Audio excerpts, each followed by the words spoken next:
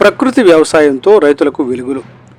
ప్రకృతి వ్యవసాయాన్ని గ్రామస్థాయిలో విస్తరించాలనే లక్ష్యంతో రైతు సాధికార సంస్థ ఆధ్వర్యంలో national mission on natural farming క్రింద 3 రోజుల శిక్షణా కార్యక్రమం సోమవారం నరసరావుపేటలో ప్రారంభమైంది.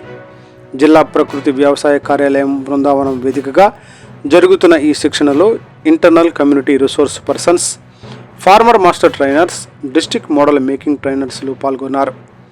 మొదటి విడతగా అమరావతి, అచ్చంపేట, క్రోసూరు, బెల్లంకొండ, సత్తెనపల్లి, పెదకూరపాడు మండలాల సిబ్బంది హాజరయ్యారు. ఈ సందర్భంగా స్టేట్ యాంకర్ రామచంద్రరావు మాట్లాడుతూ, కల్తీ లేని ఆహారమే భావితరాలకు ఆరోగ్యకరమైన భవిష్యత్తును అందిస్తుంది. ప్రకృతి వ్యవసాయాన్ని ప్రతి గ్రామానికి తీసుకువెళ్లడం సిబ్బంది బాధ్యత అని పేర్కొన్నారు. పల్నాడు జిల్లా ప్రాజెక్టు మేనేజర్ కె అమలకుమారి మాట్లాడుతూ, ప్రకృతి వ్యవసాయంలో 9 సార్వత్రిక సూత్రాలు కీలకమని తెలిపారు. మిరప, ప్రత్తి, ఉద్యానవన పంటల సాగులో ఈ విధానాలను అనుసరించడం ద్వారా ఖర్చులు తగ్గి రైతులకు మెరుగైన ఆదాయం లభిస్తుందని వివరించారు.